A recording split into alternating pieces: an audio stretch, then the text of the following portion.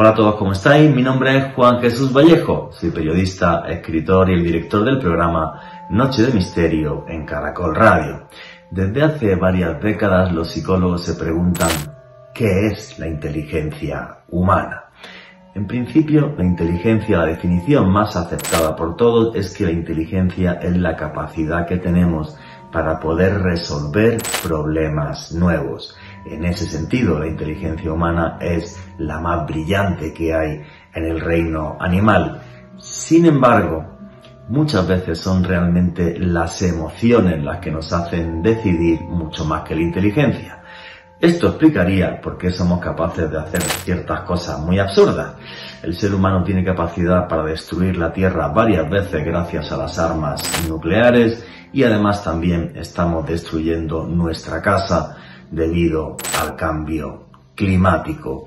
Realmente el mayor misterio al que se enfrenta la ciencia desde hace muchísimo tiempo somos nosotros mismos, es nuestra mente. Y la inteligencia es uno de los puntos más importantes. Pero si queréis saber sobre esto y mucho más, no os perdáis el último podcast de Noche de Misterio en Caracol Radio. ¿Realmente somos inteligentes? Noche de Misterio. Juan Jesús Vallejo.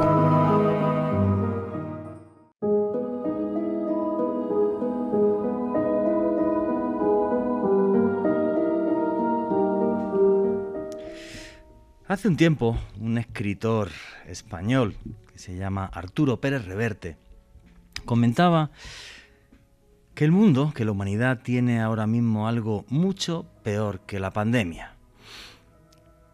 Una pandemia que no es un virus, sino la de la estupidez. Vivimos cada día en un mundo más estúpido y por eso el mundo cada día está más polarizado y es más fanático. Hay gente que odia a Pérez Reverte, odia a gente que le ama, él es multimillonario, uno de los escritores más vendidos del mundo. Y reflexionando sobre esto que decía Pérez Reverte, esta tarde empecé a mirar estudios científicos sobre la inteligencia. Y voy a contarles algo que me pareció muy curioso. Resulta que las personas inteligentes tienen toda una serie de rasgos característicos que denota que son inteligentes. Se los voy a contar. Por ejemplo, el primero de ellos es no compartir tendencias mayoritarias. Así que no es por echarle flores, si escucha usted este programa, que no es un programa mayoritario, aquí trabajamos para grandes minorías, es usted una persona inteligente. Las personas inteligentes son creativas, les gusta crear, inventar cosas, avanzar y además son adaptables. ¿Qué significa esto? Que una persona inteligente es capaz de estar con un superempresario o con alguien, digamos, entre comillas, importante porque sea político o cualquier cosa y puede estar con un mendigo y con los dos es capaz de conversar y de razonar. Eso lo hace usted inteligente. Las personas inteligentes se formulan continuamente preguntas. Se hacen preguntas sobre hacia dónde voy en mi vida, cómo es que estoy caminando, esto me interesa, esto no me interesa, esto me hace mal. Luego, por ejemplo, otro de los rasgos que hacen las personas inteligentes es sentir de vez en cuando que sabemos poco. Tenemos que leer, tenemos que documentarnos, tenemos que aprender más para enfrentarnos a la vida. Ahora, por ejemplo, con esto de la tecnología del mundo 4.0, ve usted un celular y hay gente que ve el celular y se cree que está viendo el mismísimo demonio. No, pues hay que ponerse y aprender. Son creativas y además siente que saben poco, quieren continuamente aprender. Luego también, por ejemplo, algo de las personas que son inteligentes, otro de los rasgos de las personas inteligentes es interesarse por ámbitos diferentes. Por ejemplo, le gusta el deporte, le gusta la literatura, le gusta la pintura, le gusta la escultura, le gusta aprender de mecánica. Eso denota que es usted una persona inteligente. Entonces, ahora voy con el rasgo que es mucho más importante.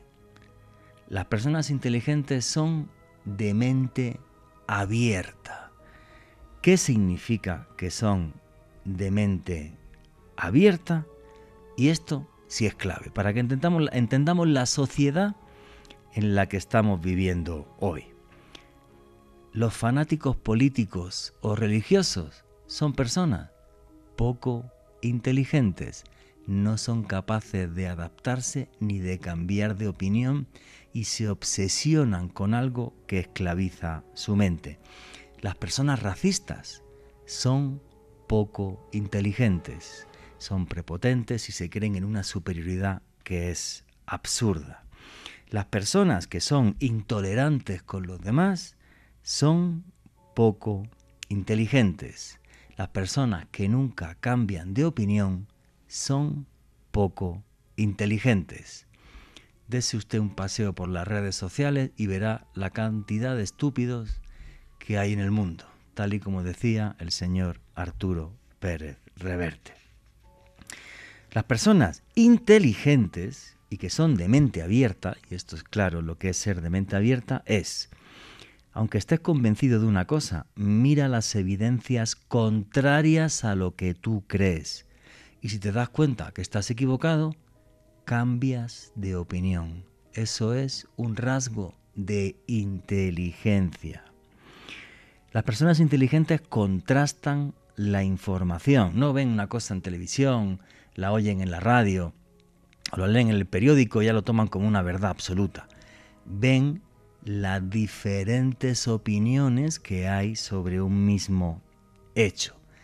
Y es que las personas inteligentes se dan cuenta de que no somos dioses, somos humanos y estamos llenos de errores y de imperfecciones. En general, y esto es curioso, pues porque a mí me atacan, bueno, por cierto, hablando de racistas, hacía tiempo que no me insultaban, esta semana me volvieron a insultar en las redes sociales, en YouTube de Caracol por mi pasaporte, y ya me di cuenta que, bueno, imbéciles va a haber toda la vida. Entonces, las personas inteligentes fomentan lo mismo que fomenta este programa, una cosa maravillosa que se llama el pensamiento crítico. Analizo los hechos, analizo los hechos y sobre ello doy mi hipótesis. Pero si mañana sobre estos hechos surge un dato distinto, obvio, puedo cambiar de opinión, sin que esto sea algo terrible. Por eso hay tanta gente que odia el periodismo de misterio, porque continuamente estamos fomentando eso que se llama el pensamiento crítico y la apertura mental. Repito, no lo digo yo, lo dice un estudio científico, es uno de los 6 rasgos que denotan que una persona es inteligente. Hoy les vamos a hablar del que para mí es el mayor misterio que nos rodea, porque no es que nos rodee, es que es parte de nosotros mismos, los entresijos que mueven la mente humana. Hoy además ahondando en algo que creo que es crucial, y es, ¿somos realmente inteligentes? ¿Nuestra inteligencia es tan wow respecto al resto de seres de esta tierra que nos hace realmente únicos y especiales? ¿O a lo mejor no? Somos muy inteligentes, pero hacemos cosas realmente necias, estúpidas. Me impactó mucho cuando Pérez Reverte se montó una polémica tremenda en redes sociales, dijo aquella frase, la de que el problema del mundo ahora mismo es la epidemia de estupidez que hay.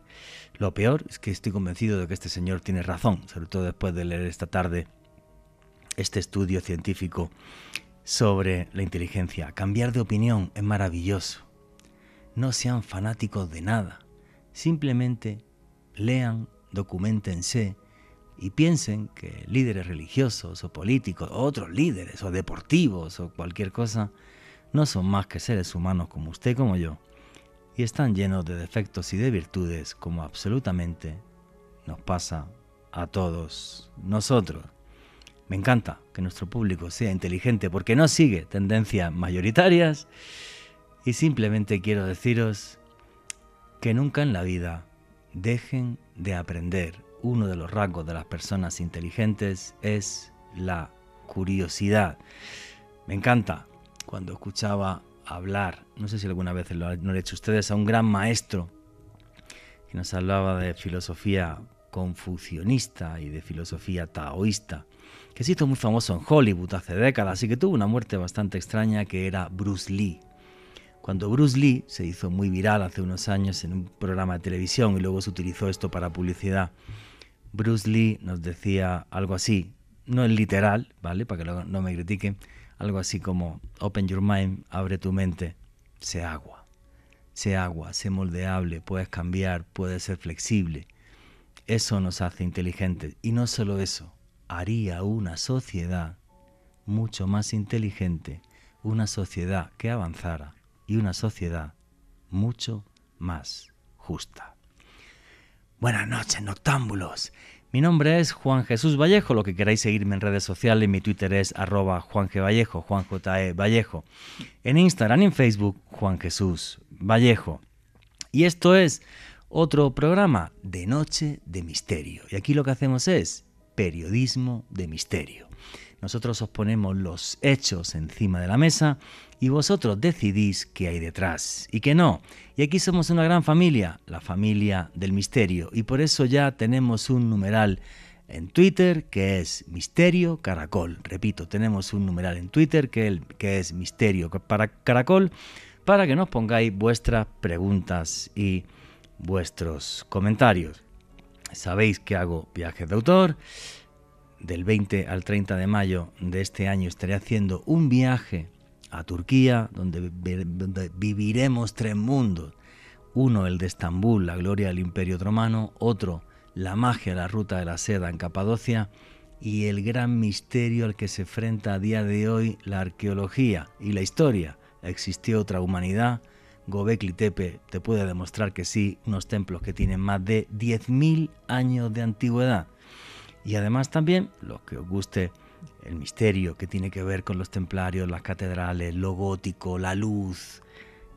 El Camino de Santiago, la segunda quincena del mes de abril, en un paseo por algunos de los rincones más mágicos, no solamente de la península ibérica, sino de Europa y del mundo. Y arrancamos ya sin más dilación. Alejandro Bernal, amigo, compañero, ¿cómo estás? Muy bien, Juanje, un saludo para ti, también para Richie y para todos los oyentes que en este momento se suman a la señal en vivo de Caracol Radio, y también para todas las personas que consumen nuestro podcast a través de la publicación que hacemos todas las semanas a través del canal de YouTube de Caracol Radio. Mientras tú hablabas, Juanje, en la introducción de Pérez Reverte, me acordé mucho de un libro que también suscitó mucho polémica hace unos años, de Humberto Eco, un gran literato. Sí, claro. El nombre de la rosa, buenísimo. De la estupidez a la locura, se llama esta obra, del año 2016.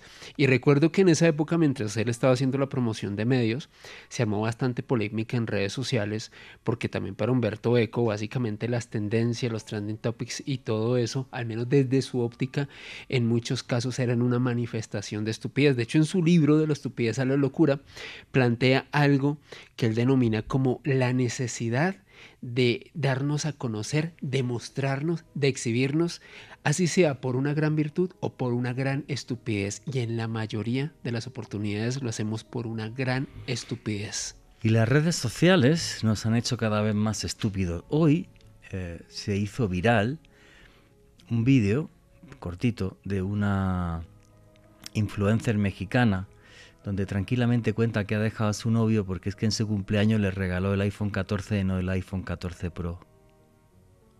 Por favor. Y esta señora la siguen millones de personas. Tenemos una sociedad cada vez más estúpida, y una buena parte de la culpa de esto, desde mi punto de vista, son las redes sociales, que pueden ser maravillosas, Sí. pero que están creando imbéciles y creando radicales. Y bueno, había un estudio psicológico sobre esto. El problema de las redes sociales es que tú eres un idiota, te reúnes con miles o millones de idiotas para tuitear, porque Twitter ya es un campo de batalla. Eso ya no es una red social. O sea, allí salpica la sangre en cuanto pone cómo son los trending topics, ¿no? Y eso está haciendo una sociedad cada día más imbécil y más estúpida. ¿Sí? Juanje, islas de pensamiento, miremos nomás porque Donald Trump fue elegido presidente de los Estados Unidos gracias a esas islas de pensamiento. La insultada que te va a caer. Esta vez me vas a... Un saludo, querido futuro presidente del mundo. Que va a ser futuro presidente de los Estados Unidos. Pero sí, tienes toda la razón. Hay un documental buenísimo de cómo llegó a ser presidente, porque el tipo es inteligente, que es muy mentiroso, y ojo, pero es muy inteligente. Intentaré salvarme. Y como Trump, muchos otros políticos, miremos lo que pasa en Rusia, con Putin, miremos la cantidad de gente que apoya a Putin, que es una cosa increíble a nivel mundial. Efectivamente. Él lo que hacía era llegarle a esas islas de pensamiento con las que sabía que a través de la emocionalidad, de la emoción, porque decía las cosas que no eran capaces de decir los políticos, por ejemplo, la preocupación por la inmigración y otro tipo de cosas, gracias a esas islas de pensamiento se hizo presidente de los Estados Unidos de América. Es la primera vez que una campaña política se estructura solo en digital y a llegar a esas islas de pensamiento, y dentro de esas islas las que sabías que podían estar en un momento dado a mi favor. Lo otro es como, no tengo nada que ver con esta gente, son mis enemigos y además los odio, y el que sean mis enemigos y decirlo con esa violencia, pues además le funcionó. Exacto. Esa es la realidad. Bueno, insultos @alebernalpress con doble S, que se la ha ganado hoy más que yo. Y los otros, los racistas, como soy aquí el extranjero, @Juan G. Vallejo, Juan J. E. Vallejo en Twitter. Recibimos insultos sin problema y bloqueamos también de una forma maravillosa. En fin, bueno, señores, tenemos hoy una entrevista muy especial porque vamos a hablar con uno de los neurocientíficos más importantes, no solamente de España, sino es conocido a nivel mundial, porque acaba de sacar un libro súper interesante que se titula precisamente así: ¿de qué nos sirve, o somos realmente tan inteligentes? Tengo el título por aquí, se me acaba de ir la bola. ¿De qué nos sirve ser tan listos? Se llama el título, Editorial Destino, que lo podéis encontrar toda la gente que estáis en América Latina a través de Amazon, os llega a casa o lo podéis comprar en digital. En fin, Manuel Martín Loeche, repito, uno de los neurocientíficos más conocidos de España y muy conocido a nivel mundial, para meternos en los misterios de la mente humana. Y la entrevista con Manuel Martín Loeche arranca así. Aparentemente somos la especie más inteligente que hay en el planeta. Sin embargo, tenemos capacidad nuclear para destruir nuestra casa varias veces. Aparentemente somos el bicho más inteligente que hay en este planeta. Sin embargo, nos estamos cargando nuestra casa debido al cambio climático.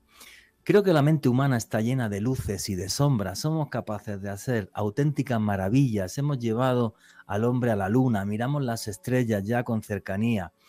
Estamos como desafiando incluso las leyes de la naturaleza gracias a nuestra inteligencia, y sin embargo, todavía tenemos infinidad de talones de Aquiles. Por ejemplo, usted puede ser la persona más inteligente del mundo, pero sus emociones pueden acabar con usted. Somos eso, luces y sombras. Pero el que sabe realmente de la mente humana, muchísimo más que un servidor y que Alejandro Bernal, que estamos aquí, es un señor que hacía más de 10 años que no veía, que es Manuel Martín Loeche, uno de los mejores neurocientíficos de España y del mundo, que acaba de publicar un libro que se llama ¿De qué nos sirve ser tan listos?, de Editorial Destino. Manuel Martín Loeche, buenas noches, ¿cómo estás? Tremendamente feliz de tenerte aquí en Noche de Misterio. Y te voy a hacer, para empezar, la primera pregunta que le hago siempre a todas las personas que aparecen por primera vez aquí en Noche de Misterio en Caracol Radio. Adelante. ¿Quién es Manuel Martín Loeche para toda la audiencia de Caracol Radio, para toda Latinoamérica? Qué buena pregunta. Bueno, ante todo, muchas gracias por invitarme, Juanje, y la verdad es que es un gusto tremendo, iba a decir un susto, pero fíjate lo que es el inconsciente, ¿no? Es un gusto tremendo verte después de tantos años y además vernos en estas circunstancias que estamos bien, ¿no? Bueno, y me preguntas que me defina. Bueno, pues está bien. A ver, yo soy un psicólogo de vocación, pero no un psicólogo clínico. Es decir, es una cosa muy curiosa porque yo quise hacer la carrera de psicología para entender la mente humana, así sin más. Ese era mi objetivo. Desde un chaval de 17 años, porque yo empecé con los 18 recién cumplidos. Yo quería entender la mente humana, no para entenderme a mí, sino para entender la mente humana, con una vocación científica, ¿no?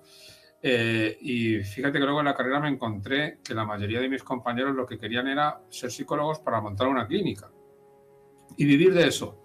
Y yo nunca jamás me lo planteé. Yo solo quería conocimiento, sabiduría, saber, ¿no? O sea, aclarar mis dudas, conocer al ser humano. Entonces yo me defino como psicólogo, o sea, psicólogo básico, psicólogo de la trinchera, ¿no? Psicólogo que investiga y que intenta conocer sobre la mente humana, ¿no? Sobre el comportamiento humano. La psicología estudia el comportamiento y la mente es parte de nuestro comportamiento. Y luego, claro, fíjate, durante la carrera esto también me define, descubrí de aquello de lo que ahora soy profesor, que es la psicobiología, es decir, la biología del comportamiento. Y eso me fascinó. Creo que para entender el comportamiento hay que atacarlo desde muchos puntos de vista y la biología es uno de ellos, pero es uno de ellos muy completo y que aporta muchísimo. La neurociencia, la biología, la genética también, ¿no? del comportamiento.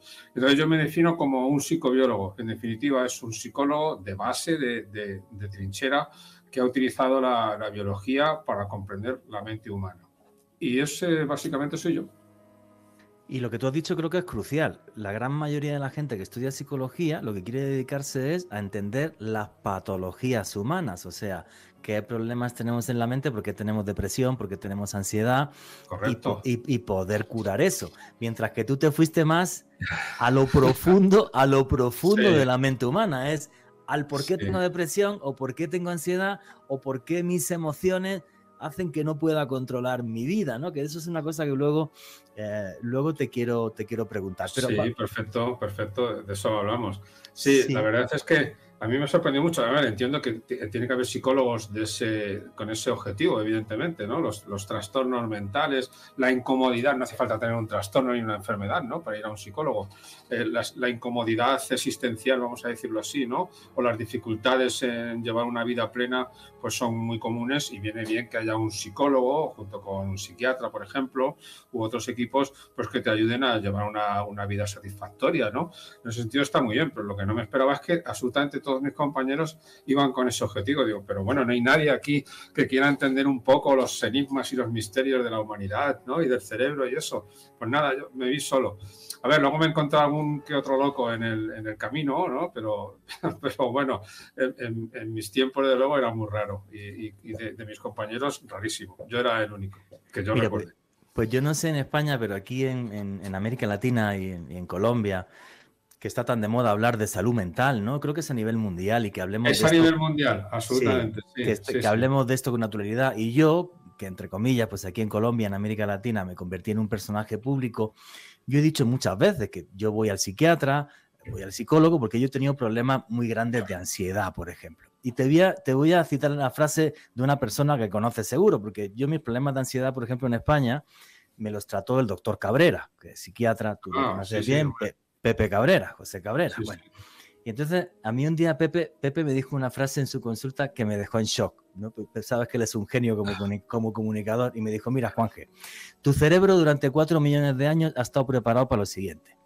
Estabas en la cueva, te levantabas, salías a recolectar allí lo que pudieras o cazar a algún animal, regresabas a la cueva, te dabas un revolcón con tu mujer, te ibas a dormir y el día siguiente lo mismo.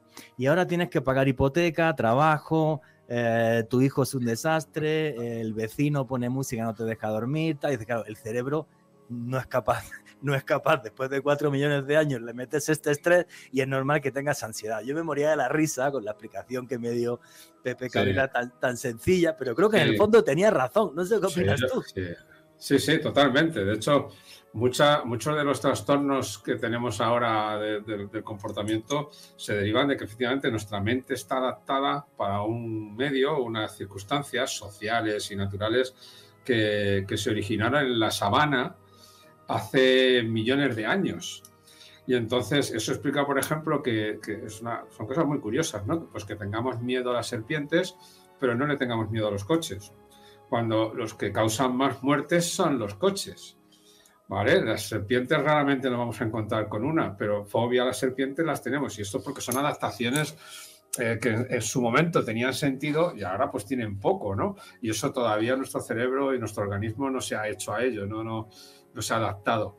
Entonces, como eso tenemos muchos ejemplos. Lo que dices tú de la cueva es exactamente lo mismo. Las preocupaciones, que las había y eran muchas, eran otras, ¿no? Había que cazar, el cazar era peligroso, sobre todo si eran presas grandes, ¿no? No siempre había recursos, había que emigrar, había que moverse. Para eso estamos muy bien preparados. De hecho, tú fíjate, ya yendo a algo que no es mental, ¿no? Necesitamos ejercicio físico diariamente, puesto que somos cazadores recolectores y, como dices tú, como decía Cabrera, ¿no? El ejercicio diario es salir a recolectar, a coger, a cazar.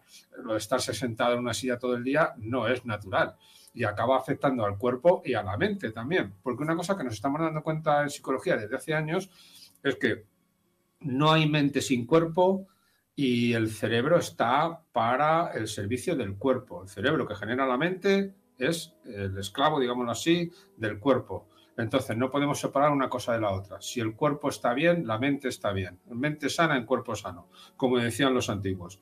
Y es exactamente así. Así que es todo integral. La vida antigua sigue pesando en la moderna.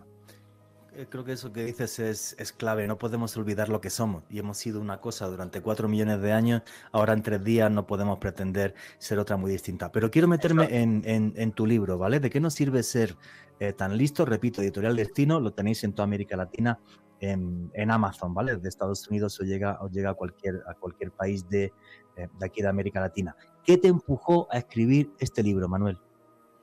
Bueno, pues no sé, muchas cosas. Desde luego una de ellas es, puede sonar incluso hasta cursi, no lo sé, pero que yo creo que estoy en deuda con la sociedad. Mira, yo soy profesor de universidad y gracias a eso recibo un sueldo por el cual gran parte de mi tiempo lo tengo que destinar a estudiar, lo quiera o no. Es decir, no es una cuestión de dar clases, sino que es una cuestión de investigar. Nos obliga la ley a investigar. Somos personal docente e investigador. De hecho, gran parte de nuestro tiempo laboral debe de destinarse a la investigación. Y la investigación no es nada si no lees. No es una cuestión de meterse ahí con un microscopio o con unos instrumentos. Tienes que leer mucho sobre un tema, sobre el tema del que estés trabajando. Tienes que leer todo lo que se ha trabajado antes para tú saber qué y cómo puedes aportar, ¿no? Entonces, mi trabajo en gran parte consiste en leer, en aprender y además en cosas que a mí me gustan. Y soy profesor en una universidad pública, en la Universidad Complutense de Madrid. Y esto quiere decir que mi sueldo viene del Estado, bueno, viene de la Comunidad de Madrid, pero es público, es decir, lo está pagando la sociedad. La sociedad me está pagando por un trabajo que a mí me encanta y que implica aprender mucho. Entonces yo desde hace tiempo me siento en deuda con la sociedad. Y entre otras cosas pienso que transmitir todo lo que uno ha aprendido acerca de uno mismo, del ser humano, era mi obligación. Y decirlo de la manera más simple, básica y fácil posible, que no es fácil, explicar las cosas que trabajamos en cualquier disciplina científica para que lo entienda todo el mundo suele ser complicado, ¿no? Porque estamos ahí como en otro mundo y nos cuesta. Bueno, pues hice el esfuerzo de transmitir esos 30 años, más de 30 años que llevo dedicados al estudio de la mente humana, ponerlos por escrito en un libro para que todo el mundo entienda muchas cosas sobre el ser humano, muchas de ellas increíbles y que no nos esperábamos, es decir, que se lo cuentas a la gente y dicen, no me digas. Y que precisamente explican muchos de nuestros errores, muchos de nuestros fallos, muchas de nuestras malas gestiones a nivel político, internacional, social, etcétera, etcétera. Es como una ayuda a la sociedad devolviéndole lo que me está pagando, ¿no? por mi sueldo, ¿no? por mi dedicación. Y yo creo que eso es lo que principalmente me motivó. Dejar esto como un legado, ¿no? que sigue de una forma dinámica, es decir, no quita que no haya más libros donde siga transmitiendo o desarrollando con más profundidad algunos de los temas que trata en el libro, pero esa es la idea. El legado a la sociedad. Gracias. Pues gracias a ti por este libro. Mira, cuando estaba haciendo la introducción a tu entrevista, para empezar a entrevistarte, estaba hablando de por qué parece mentira que seamos tan listos, pero tenemos capacidad nuclear para cargarnos el planeta, creo que hasta 30 veces, juraría. Sí. Nos estamos cargando nuestra casa también con el cambio climático, muchas cosas, no nos ponemos de acuerdo en todo esto. Entonces, la primera pregunta, y en función de tu libro, creo que es obligada. Manuel, porque esto es muy polémico, incluso dentro de la psicología creo que tiene muchas ramas. ¿Qué es la inteligencia? ¿Los test de inteligencia sirven? ¿Miden realmente la inteligencia? ¿Qué es la inteligencia? Porque en teoría, corrígeme si me equivoco, la inteligencia sería la capacidad que tenemos de poder resolver problemas, de adaptarnos, tal. ¿Pero es eso la inteligencia o es mucho más complejo, Manuel? No, es así de simple, como lo has contado. De hecho, es una definición de inteligencia que podemos utilizar para los seres humanos, para los animales e incluso así comparar qué especies son más o menos inteligentes unas en comparación con otras. Es básicamente la capacidad de solucionar problemas nuevos. Es decir, nuevos. Sí, es lo que mejor define la inteligencia, es decir, relativos a algo que nunca jamás hayamos conocido previamente o que hayamos conocido poco, novedades. Lo novedoso es lo que pone a prueba la inteligencia, los problemas nuevos, no situaciones parecidas a las que nos hemos encontrado antes. Eso es inteligencia, pero es menos inteligencia. De eso es lo que distingue unas especies animales de otras, ¿no? Que en función de la inteligencia. Las que son menos inteligentes, digámoslo así, están más cerradas en sus comportamientos. Aplican comportamientos que ya vienen en los genes, que son instintivos. Hacen esto y lo otro. Y si hay alguna novedad, vuelven a aplicar el mismo programa, aunque no sirva para nada, ¿no? Y cuando nos acercamos más a nuestro lado natural, las especies son más flexibles en su comportamiento. Es decir, presentan comportamientos nuevos que no habían presentado antes. Muchas especies lo hacen, la nuestra es la que más destaca. Pongo un ejemplo, los chimpancés desde hace un tiempo rompen con unas piedras, rompen nueces para alimentarse. Eso es algo que no existía antes y que en un momento dado aprendieron, y es un comportamiento que no está en sus genes, lo tienen que aprender ellos observándose unos a otros, tienen esa capacidad, ¿no? Y en nuestro caso es algo parecido, pero llevado a la máxima expresión. Entonces esa definición de inteligencia que a mí me gusta mucho, que es la de aquello que utilizas cuando no sabes lo que hay que hacer, es decir, en definitiva, solucionar problemas nuevos, esa me parece una definición de inteligencia bastante buena y que se aplica muy bien a nuestra especie y a muchas otras. Y es que resolver problemas nuevos pues muchas veces no es fácil. Bueno, yo me he acordado de dos cosas. Una, que malo soy en matemáticas, ¿eh? O sea, yo soy para las matemáticas, soy un desastre del carajo. ¿Tú? Lo mismo, Juanje, pero alguna vez un profesor de matemáticas me dio una reflexión al respecto y creo que podría ser aplicable en nuestro caso.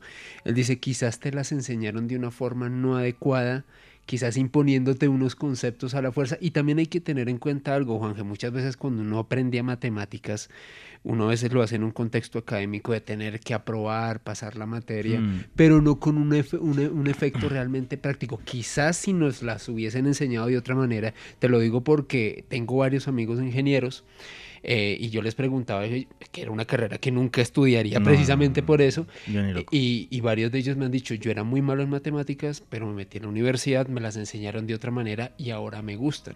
Entonces puede ser esa una sí, es verdad, porque hay muchas veces, yo creo que el tema de los profesores es mucho más crucial. Sí. De lo que podemos llegar a pensar, sí, ¿vale? Sí, o sea, el cómo te cuentan las cosas, cómo las puedes asimilar, creo que es clave, ¿no? Y a mí me aterra, ¿no? Yo escucho en la universidad, este profesor es buenísimo porque suspende al 80%, qué duro es, que no, es un imbécil. Sí, claro. No es que el 80% de la gente sea tonta, es que él es un cafre y un bruto y ya. Y me acordaba de otra cosa, ahora que me critique y tal, esto de solucionar un problema nuevo. Yo me acordaré toda la vida, la Navidad, que me levanté y dije, me tengo que ir de España a vivir en América Latina o aquí me muero de hambre.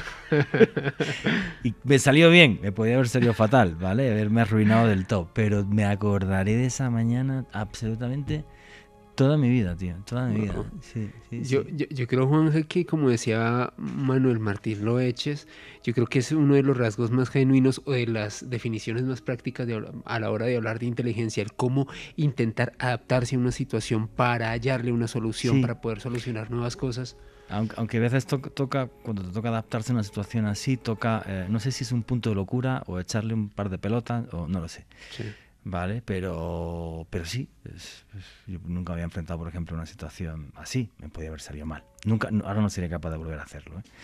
Pero listo, sí, me acordé de eso. No me preguntes por qué, pero me acordé de eso mientras lo estaba comentando. En fin, señores, vuestras preguntas y comentarios a través del numeral Misterio Caracol. Estábamos entrevistando a Manuel Martín Loeche y lo que estábamos hablando con él es que la definición de inteligencia así, muy sencillita, es básicamente la capacidad que tenemos de resolver problemas nuevos, y eso nos hace un animal muy especial en la naturaleza, porque medido así realmente sí somos los más inteligentes, aunque hagamos estupideces. Y la entrevista con Manuel Martín Loeche continúa así. Manuel, has puesto encima de la mesa un detalle que creo que es clave, que es el componente genético. Nosotros aquí en el programa, en Noche de Misterio, varias veces hemos entrevistado a un señor que es psicopatólogo, que es Edwin Olaya, que trabaja, bueno, en este país, por desgracia, hay un componente de violencia bastante importante aquí en Colombia.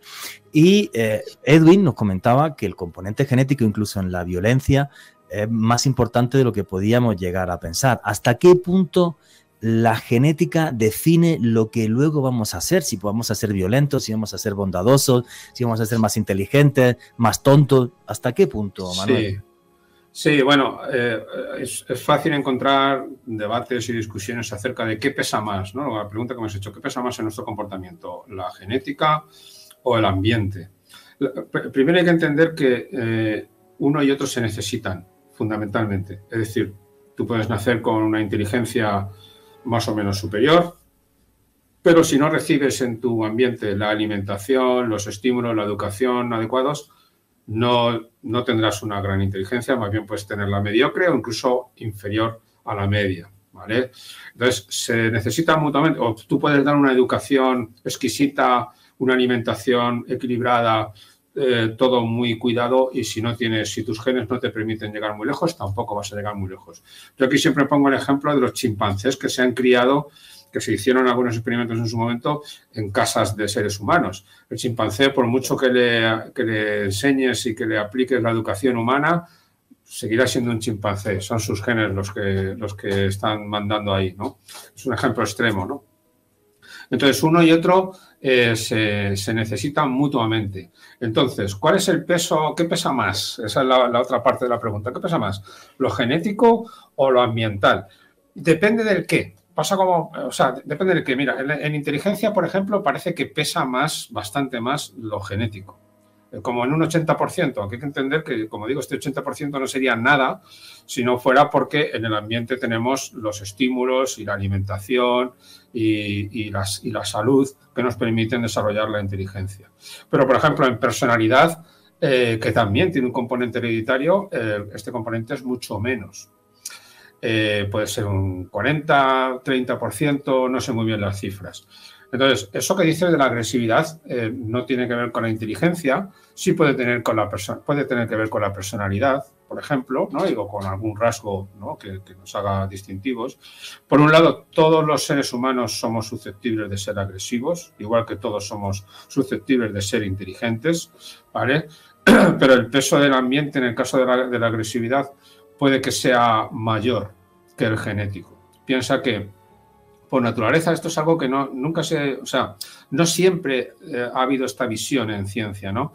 Se llegaba a pensar que el ser humano no era agresivo, no tenía capacidad agresiva, bueno, no mucha, sino que era más bien su agresividad fruto de la sociedad, ¿no? De la cultura, de las situaciones externas, ¿no? Y sin embargo no podemos negar que somos muy, muy violentos todos como especie, sobre todo contra los de nuestro grupo. Es decir, a lo que se agarraban para decir que éramos una especie no violenta era que somos capaces de convivir. Muchos machos, que son los más violentos dentro de los primates, muchos machos juntos son capaces de estar juntos en una habitación, en un aula, en un teatro, en un cine, en una sala de bailes, sin pegarnos. No siempre, todo se ha dicho. Pero bueno, que en comparación con unos chimpancés que se estarían dando de bofetadas a los 5 minutos, los seres humanos somos capaces de aguantar bastante tiempo juntos sin pegarnos. Entonces dicen, no, la especie humana es muy poco agresiva, es muy poco violenta, ¿no? Es más tolerante. Ya, pero eso no es verdad. Lo es con su propio grupo. Con los de otros grupos, otras razas, otros grupos étnicos, tribus, otros grupos sociales, otros partidos políticos, ¿no? Que eso lo estamos viendo también, somos lo peor.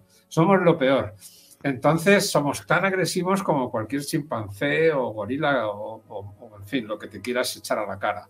Entonces, y eso es genético, eso está ahí. O sea, eso es propio de la especie, con lo cual no depende del grupo humano, sino depende de la especie. Si está en la especie es que está en los genes.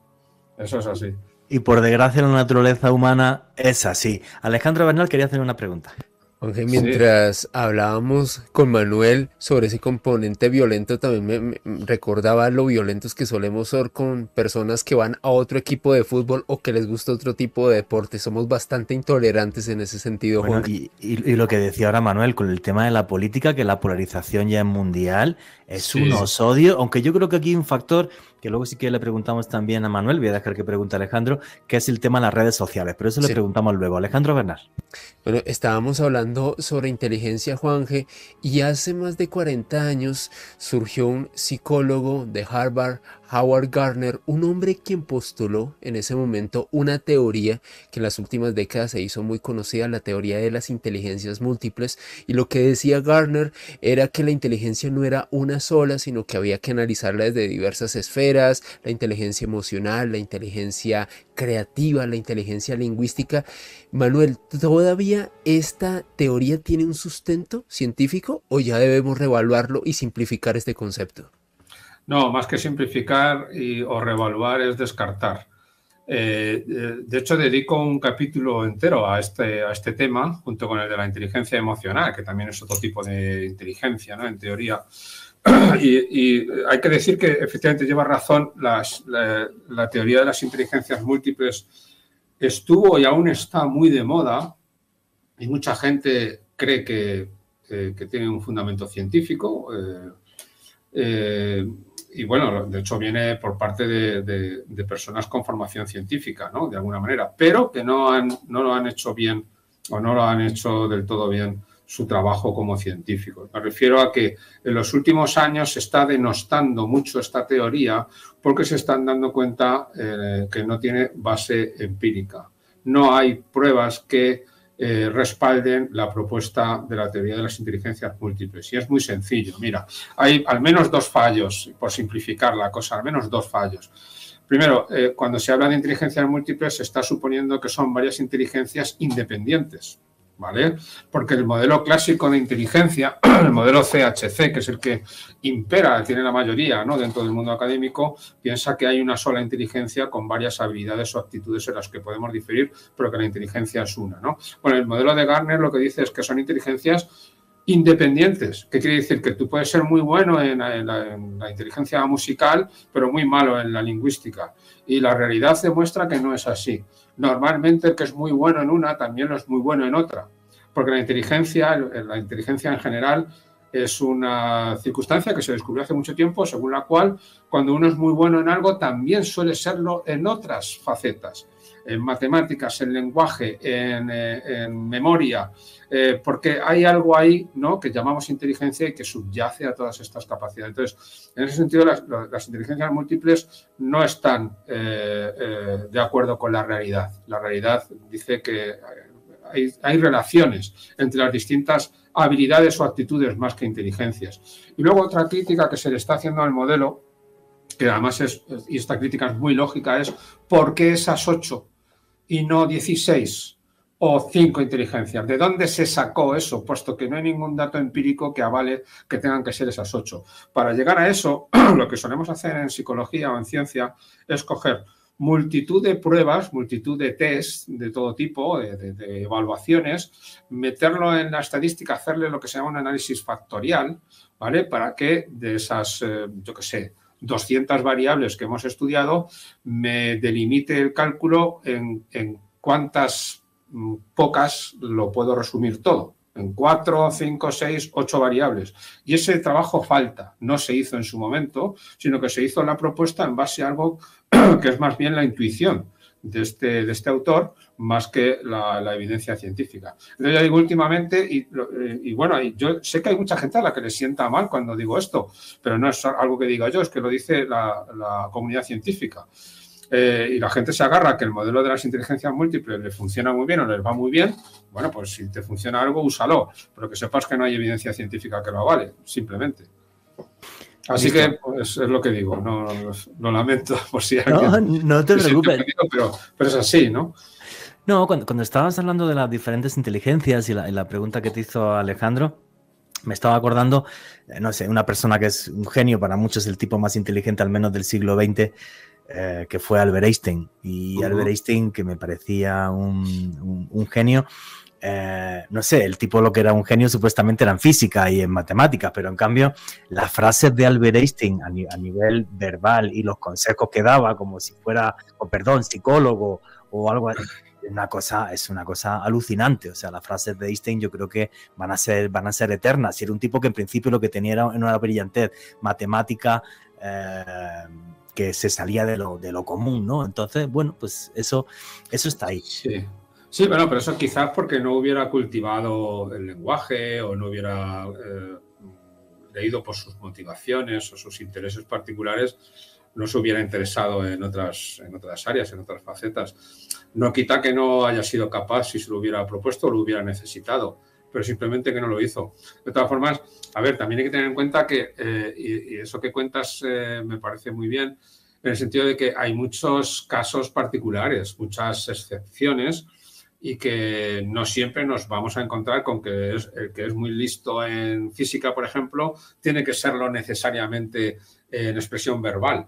Pero el conjunto de los datos, de los millones de veces que se ha probado esto, millones, con millones de personas, quiero decir, la estadística muestra que existe esa tendencia. Quien es muy bueno en lenguaje lo es también en matemáticas, lo es también en música, lo es también en habilidades espaciales, y de hecho es muy frecuente, igual que tú me cuentas ese caso, es muy frecuente también encontrar muchos casos que avalan esto que dice la ciencia, pero no dejan de ser anécdotas. Es decir, me puede contar un científico que toca el violín, por ejemplo, o el piano, de esos he conocido muchos. Dices, ¿sabes? La habilidad musical y la habilidad, qué sé yo, de creatividad científica o matemática o física, y demuestran esa idea. Pero no, a ver, lo que dice la ciencia es no nos agarremos a las anécdotas, vayamos a los datos, recogidos de mucha gente, no de un solo caso o de 3. ¿Y qué nos dicen los datos? Y los datos dicen esto, que no quiere decir que no haya una persona muy lista en matemáticas que resulta que es súper torpe en lenguaje. Por supuesto que sí. Tiene que haber, y muchos. Pero la estadística nos habla de las tendencias, y las tendencias nos hablan de lo que hay ahí oculto, ¿no? Que no vemos. Esa es la idea. No, es curioso porque hay veces que parece que la inteligencia se puede desarrollar tanto que hace que el tipo sea como una especie de inadaptado social. Me explico, el caso de Bobby Fischer. Bobby Fischer dicen, y algunos comentaban, que tenía un par de puntos más de inteligencia incluso que Albert Einstein. Para la gente que no sepa quién es Bobby Fischer, bueno, Bobby Fischer fue campeón del mundo de ajedrez, era norteamericano, era además un crío, creo yo, era muy, muy joven cuando ganó el campeonato del mundo de ajedrez. Y el tipo era un completo inadaptado social, o sea, era una cosa que tenía como fobia social, no era capaz de relacionarse con la gente, pero dicen que tenía una inteligencia que si en vez del ajedrez lo hubiera dedicado a la física, lo mismo estábamos ya viviendo en el planeta Marte. Pero el tipo, y hay varios casos así, y además tú tenías un epígrafe en el libro que habla de eso, de que a veces la inteligencia nos puede hacer frágiles. ¿Por qué es eso, Manuel?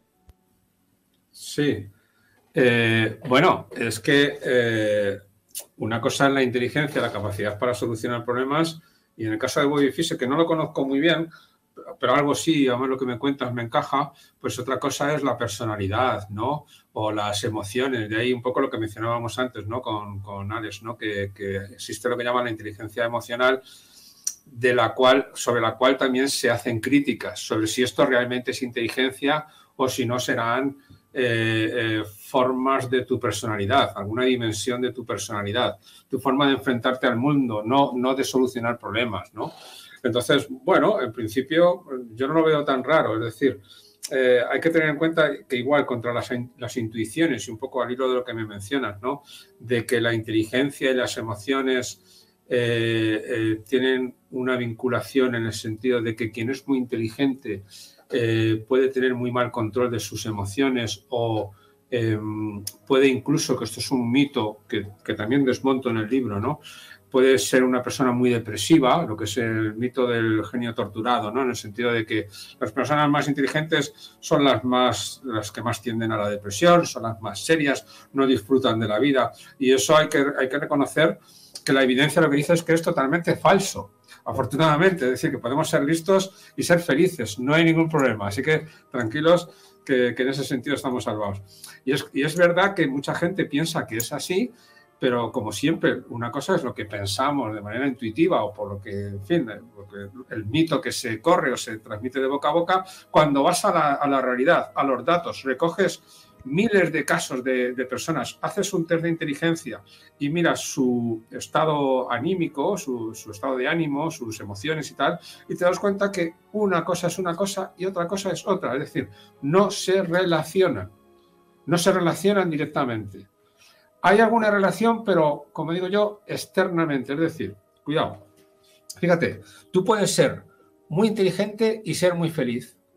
Puedes ser también muy poco inteligente, muy tonto, vamos a decirlo así, y ser muy infeliz. La infelicidad no depende de tu inteligencia, ¿vale? Es el primer punto. Es decir, eso de que porque seas muy inteligente tienes que ser más triste, descartado. Pero luego, fíjate, ser inteligente en este tipo de situaciones tan negativas y tan, en fin, nefastas como tener una tristeza, una depresión, ¿no? Un estado de ánimo negativo, puede ser una ventaja ser inteligente, ¿vale? No están relacionados, sino que lo que puedes hacer es, ya que eres inteligente, sacar partido de tu inteligencia. Y esto sí que lo demuestran los datos también. Las personas muy inteligentes tienen grandes ventajas gracias a su inteligencia. Tienen, primero, más recursos intelectuales y mentales a la hora de identificar lo que les pasa, saber lo que hay que hacer cuando uno está de mal humor o está triste, ¿vale? Que eso las personas menos inteligentes no lo conocen, no lo saben. ¿Por qué? Porque han leído menos, saben menos, han sacado menos conclusiones. Pero la inteligencia te permite afrontar, reconocer lo que te está ocurriendo, porque has leído más, porque has visto más, has observado más y has sacado tus conclusiones, y entonces te puede venir bien. Luego, además, las personas inteligentes saben a dónde acudir si por sí mismos no pueden hacerlo. No pueden superarlo. Saben a qué profesionales tienen que acudir, ¿vale? En qué momento no lo dejan para más tarde, ¿vale? Esto es importante, mejor al principio que al final. Eso su inteligencia se lo dice. Dice, antes de que esto se cronifique o vaya peor, mi inteligencia me dice, veáis ya, que luego es una tontería. Pues es una tontería, pero si es algo serio, lo hemos atajado a tiempo, que yo sé por mi inteligencia que cuanto antes ataje un problema, mejor se va a solucionar, ¿no? Y luego, además, ¿qué duda cabe? Las personas más inteligentes tienen un buen nivel de vida o tienen mejor nivel de vida. Se correlaciona, de hecho, bastante bien la inteligencia con el nivel socioeconómico, y si tienes más recursos económicos, tienes más posibilidades de acudir a los profesionales, a los mejores profesionales, en el tiempo y en la forma adecuados, mucho más que quien es menos inteligente y, por lo tanto, en relación o en la mayoría de los casos tiene menos recursos económicos con los que solucionar su propio problema. Así que hay una relación indirecta, es decir, no es por los mecanismos interiores, ¿no?, por los que se produce la tristeza y la inteligencia, pero a un nivel exterior la inteligencia ayuda a solucionar los problemas del estado de ánimo. Pero no se relaciona. Lo que decíamos al principio, lo que decías tú al principio de la entrevista, realmente el ser inteligente nos hace ser capaces de solucionar problemas. Nuestras emociones, exacto, que luego te quiero preguntar, porque tenía aquí apuntados como 14 preguntas, creo que llevo 3, ¿vale? Con lo cual, esto da para un par de años que no para de estar preguntando. Creo que llevo 3, pero efectivamente, el ser inteligente te ayudará a resolver problemas, y nuestros problemas económicos, mentales, tal, pues ser inteligente hará que podamos afrontarlos mejor. Alejandro Bernal. Juanje, estuvimos hablando hace unos instantes de Bobby Fischer, de Albert Einstein, y mientras hacíamos esa disertación y Manuel nos daba sus conceptos, me acordé del caso de Ted Kaczynski para contextualizar a los oyentes, también conocido como el Unabomber, un tipo quien realizó una serie de atentados con bombas en los Estados Unidos, pero lo particular del caso de Kaczynski, Juan, Manuel y oyentes, es que este hombre era un auténtico genio, al menos para sus profesores, un hombre quien realizó doctorado en la Universidad de Michigan. De hecho, sus profesores decían que este hombre, decir que era inteligente era muy poco, era un absoluto genio. Es más, en su tesis doctoral desarrolló la solución a un teorema matemático que nadie más había podido resolver hasta el momento. O sea, este era el nivel de inteligencia y de brillantez de este personaje, pero también utilizó parte de esa capacidad mental para realizar atentados, para aprender a hacer bombas, y se decía que era un tipo muy aislado, que nunca se pudo integrar a la sociedad. Manuel, ¿es normal que una persona con tal nivel de inteligencia se aísle de la sociedad o esto simplemente es un cliché? No, es un cliché. De hecho, es una excepción, un caso particular. Pasa como cuando se hizo la película de Una mente maravillosa, que también hablaba de un premio Nobel, que tenía esquizofrenia, paranoide y demás, ¿no? Mucha gente, o sea, eso alimenta el mito que ya se tiene de ser genio, se corresponde con tener locuras. Y una mente atormentada. Eso es, ese mito está súper extendido, ¿no? Nos creemos que es así. Y fíjate, hace poca justicia a todos los otros genios, que son muchos, muchísimos, y que no tienen esos trastornos mentales, ni mucho menos. Es decir, la relación entre esquizofrenia, ¿no? Que además el caso que me cuentas van por ahí los tiros, ¿no? La relación entre esquizofrenia, ¿no? y creatividad científica no está demostrada, más bien al contrario, no tienen relación. En principio son dos circunstancias independientes, ajenas la una de la otra. Otra cosa es, y es que de ahí creo que viene la confusión, es que hay dos tipos de creatividad. Una, la científica. La que me estabas contando era creatividad científica, una persona que había conseguido solucionar problemas matemáticos, problemas científicos de alto nivel. La creatividad matemática y realmente no ser ningún loco. Cosa distinta es la creatividad artística, que luego nos va a hablar eso sí. Manuel Martín Loeche. Pero la historia de una bomber es buenísima, la de este tipo, ¿no? Exactamente, Juan G. Ted Kaczynski. Y como lo comentaba en el audio, y para complementarles a ustedes, imagínense esta situación. Un tipo brillante de la Universidad de Michigan resuelve un teorema matemático que nadie había podido resolver hasta el momento. Le ofrecen una oportunidad de dedicarse a la docencia con muy buenas condiciones para su vida profesional, para su vida en general. El tipo la rechaza, prefiere irse a vivir en una casa aislada donde no tenía acceso a servicio público, como si retrocediera en el tiempo a la Edad Media. El tipo se enclaustra, comienza a producir su propia comida y comienza a producir su propia comida. Su propia comida, o sea, a cultivar su huerto, a cultivar, como si odiara a la sociedad y no quisiera. Es que él de hecho publicó un manifiesto en contra de la revolución industrial, comentando que era la perdición para la humanidad y que él quería, a través de su modo de vida, demostrar que ese era el camino real y correcto del ser humano. Para él, el espíritu de nuestra especie se había pervertido a través de la revolución industrial. Así lo veía Ted Kaczynski. Y la forma de cambiar ese orden para él era realizar una serie de atentados por los cuales el tipo utilizó su inteligencia, su brillantez para aprender a construir bombas, Juan G. Y comienza a realizar una serie de atentados. ¿Y qué quería cambiar con esos atentados? El tipo literalmente lo que quería hacer era que cambiara la economía, que a través del impacto social la sociedad se diera cuenta que realmente que estaba equivocada y que el verdadero camino era el del pasado, volver a los huertos, volver a los campos, volver a una vida campestre. Dios santo, cómo estaba el man de la ola. Un día teníamos que juntar a Edwin Olaya y a Manuel Martín Loeche para que analicen la mente de personajes así. Yo soy total y absolutamente incapaz, porque de una complejidad tan absurda y tan tremenda, y además que le pase a alguien inteligente, ¿no? Me parece una cosa increíble. En fin, señores, vuestras preguntas y comentarios con el numeral Misterio Caracol. Nos estaba contando Manuel Martín Loeche cómo realmente es un mito. Obvio, hay genios y personas muy inteligentes que están locos, como una bomber. Ese estaba loco, no, re mega loco. Pero en general es un mito, muy bonito para las películas o algún psico-killer por ahí, pero no es lo usual.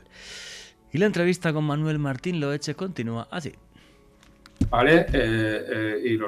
Y algunos casos particulares que se conocen de esquizofrénicos que han solucionado problemas científicos alimentan ese mito, pero sin ser verdad. Pero otra cosa es la creatividad artística. En esa sí que parece que hay relación entre trastornos mentales y además de distinto tipo, no solo esquizofrenia, pero puede ser la depresión, el trastorno obsesivo-compulsivo, la ansiedad, trastornos de angustia, de muchos tipos. Entre esos trastornos y la creatividad artística sí que parece que hay una relación. Y está poco trabajado el por qué esto es así, ¿vale? Pero ahí sí que los datos dicen que efectivamente, si eres un genio del arte pictórico, de cualquier música tipo, sí, musical, eres más susceptible de padecer un trastorno mental que te haga la vida además difícil. Es decir, un trastorno mental no de estos que alegre vive, ¿no? Vive aislado del mundo, ¿no? Sino que realmente lo pasan de forma angustiosa, ¿no? El genio atormentado. Y eso sí, pero es esa creatividad que curiosamente, y es que este es un tema del que todavía se desconoce bastante, a pesar de que se ha trabajado mucho, esa creatividad artística no se sabe muy bien por qué viene, ni tampoco parece que tenga que ver con la inteligencia, no es solucionar problemas. Es decir, hacer una obra de arte que a la gente le encante y que se quede con la boca abierta no es una solución a ningún problema, realmente, ni es un problema en sí mismo, no tiene nada que ver con los problemas, tiene que ver con emociones que genera o que produce en los observadores y en uno mismo, en el creador, ¿no? Y eso, ahí sí que hay relación con malas situaciones mentales, ¿no? Pero la creatividad científica no, a pesar de esos mitos, de esos casos conocidos que en fin, que nos cuentan. Es muy curioso, nunca lo había pensado así como lo has comentado. O sea, efectivamente, un artista no soluciona problema alguno, pero sí se mete en el campo de las emociones. Y es algo de lo que todavía no te he preguntado. Porque vivimos en un mundo y el ser humano es tremendamente emocional. Yo esta mañana me dio tiempo a leerme la introducción de tu libro, a hacerme unas notas y demás. Y tú comentabas que por muy inteligentes que seamos, al final las decisiones que toman los seres humanos es por emociones. Por ejemplo, yo creo que la gente le vota a derechas o izquierdas por emociones, ni siquiera analiza qué va a hacer un político ni qué no va a hacer. Si no te cae bien, te cae mal, es todo emocional. O sea, ¿por qué las emociones son tan importantes en nuestra inteligencia y en lo que hacemos día a día, Manuel? Son el motor de todo, Juanje. Es decir, no haríamos nada sin emociones. Mira, muchas veces me preguntan, no sé si era una de las 14 preguntas que tenías ahí guardadas, si la inteligencia artificial es algo a lo que tenemos que tener miedo ahora que está siendo creativa y tal y cual, ¿no? Y yo digo, vamos a ver, la inteligencia artificial carece de emociones. Y si carece de emociones no tiene ambiciones, no tiene propósitos, no tiene intenciones, solo hace lo que le mandas. No, tranquilos que no va a dominar el mundo, al menos la que conocemos ahora, ¿no? Porque no tiene emociones.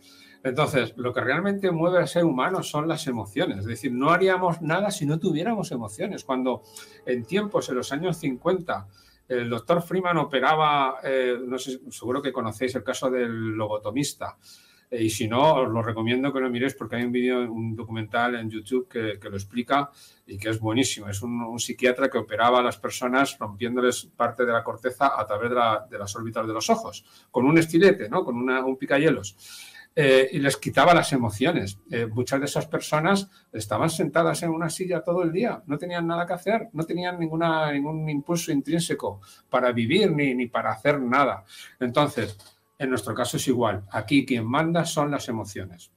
Y la inteligencia lo que ha hecho ha sido irse desarrollando al ras de las emociones, es decir, para ir consiguiendo más y mejores emociones. ¿Vale? La inteligencia lo que pretende es que tengamos emociones positivas y evitemos las negativas. Y además, en el caso del ser humano, las positivas tienen mucho que ver con lo social. Son las más sociales de todas. El orgullo o evitar la culpa o la vergüenza son cosas muy humanas y eso es lo que realmente nos mueve, ¿vale? El poder tener una buena situación social, el poder ser bien visto por los demás, eso es lo que nos mueve. Para eso es para lo que empleamos, cuando podemos, los esfuerzos intelectuales que nos pongan por delante, sin ninguna duda.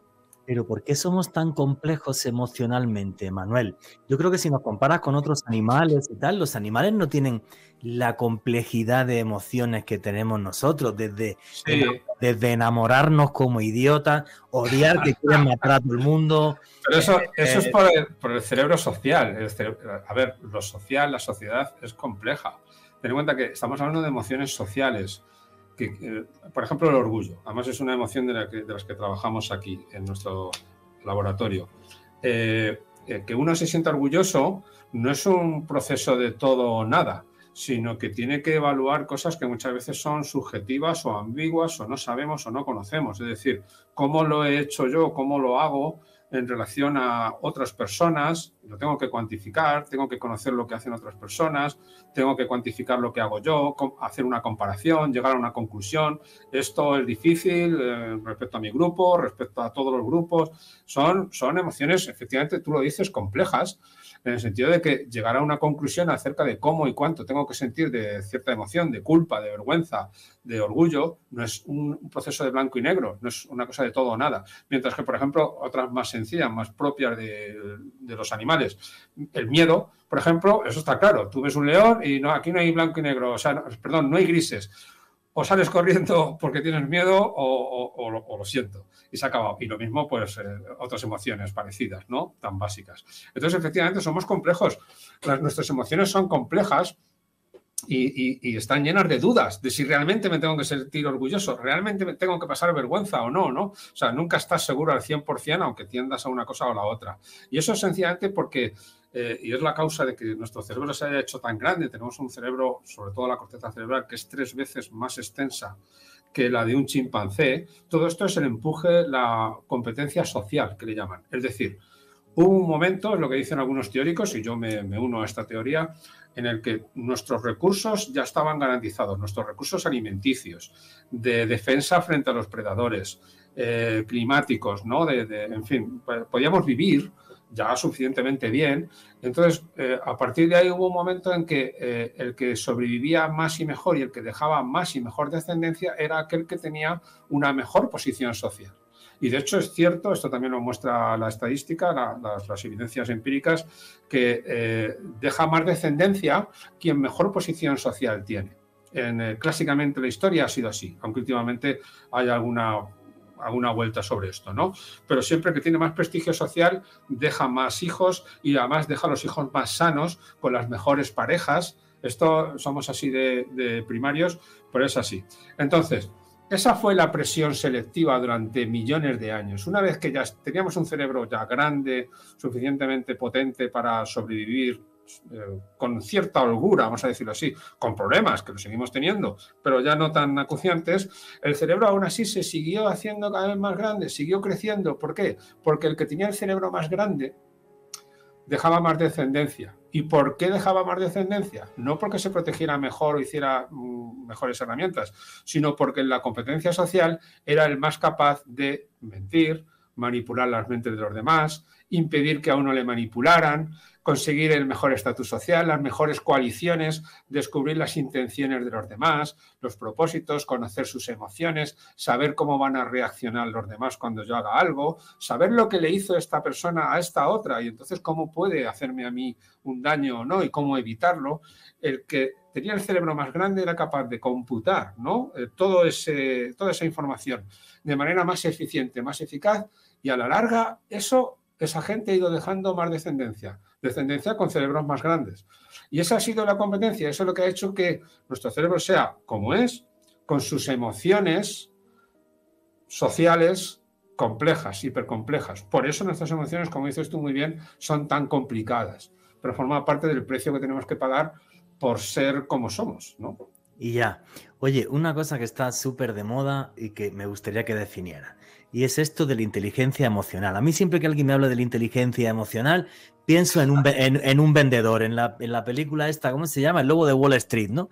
Que el tipo decía, da igual, dame un bolígrafo, que yo te vendo un bolígrafo. Es que da igual lo que vendas, si es un bolígrafo, un coche, porque el tío es capaz como de crear una especie de empatía contigo y era tan hábil que además te hacía crear o te hacía, con perdón, creer que es que necesitabas el bolígrafo, el coche, la casa o comprar acciones. O sea, que en el fondo es como crear una empatía. ¿La inteligencia emocional la define bien esta película, El Lobo de Wall Street, o es mucho más complejo esto de la inteligencia artificial, Manuel? Bueno, está bien. Bueno, mira, las personas que estudian la inteligencia desde un punto de vista más clásico dentro de la psicología, de lo que es la solución de problemas técnicos, académicos y demás, te van a decir que la inteligencia emocional es un término incorrecto, que no es realmente inteligencia. Inteligencia lo ciñen más a lo que es realmente la solución de problemas, y lo otro no son necesariamente problemas, aunque utilicen las emociones para a veces arreglar problemas, ¿no? Pero en principio, siendo estrictos o siendo, sí, muy rígidos, no sería inteligencia, ¿vale? Sino que a eso que llaman inteligencia emocional, habría que llamarle más bien rasgos de personalidad. Es decir, tú eres capaz de reaccionar ante una situación con una emoción alegre, con más facilidad que con una emoción triste. Eres capaz de, yo qué sé, de manipular a los demás, de tener empatía para conocer las emociones de los demás y saber cómo llevarlas. Eso no es solucionar problemas, eso es manejarse con el mundo de las emociones, ¿no? En el mundo social de las emociones.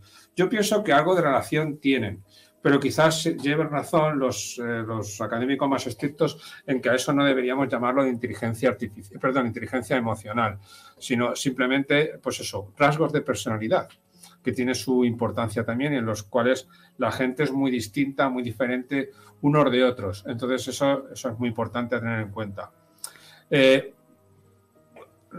También es cierto, por otra parte, que hay autores dentro de la academia, dentro de la ciencia, que dicen que la inteligencia emocional sí que existe, o sí podemos llamar inteligencia, y que incluso no es nada si no lo complementamos con la inteligencia social.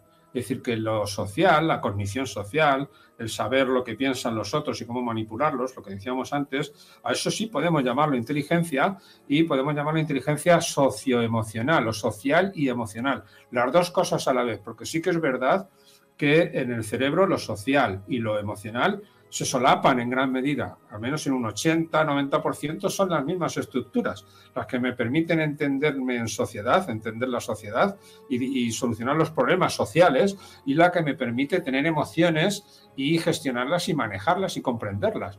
Entonces, yo personalmente, como Manuel, no me caso con ninguno de las propuestas, ¿no?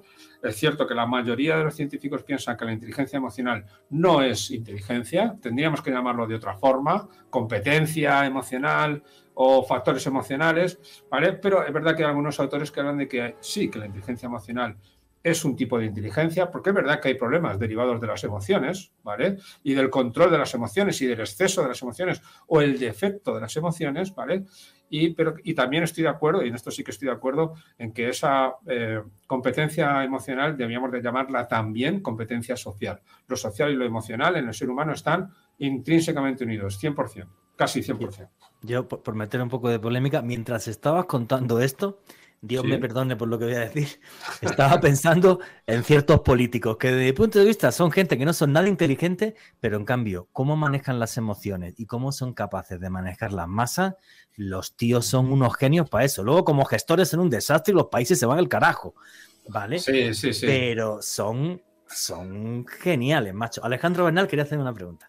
Sí. Ángel, ya que estamos hablando sobre emociones, yo creo que un aspecto importante sobre este tópico en específico es la dopamina, también conocida como la molécula de la felicidad, el neurotransmisor más importante del sistema nervioso central de los mamíferos. Y en alguna oportunidad, Manuel, te escuchaba en otro espacio comentar que principalmente las personas que son líderes, que son muy influyentes, por lo general tienen más dopamina que otras. ¿Por qué la dopamina es tan importante, Manuel?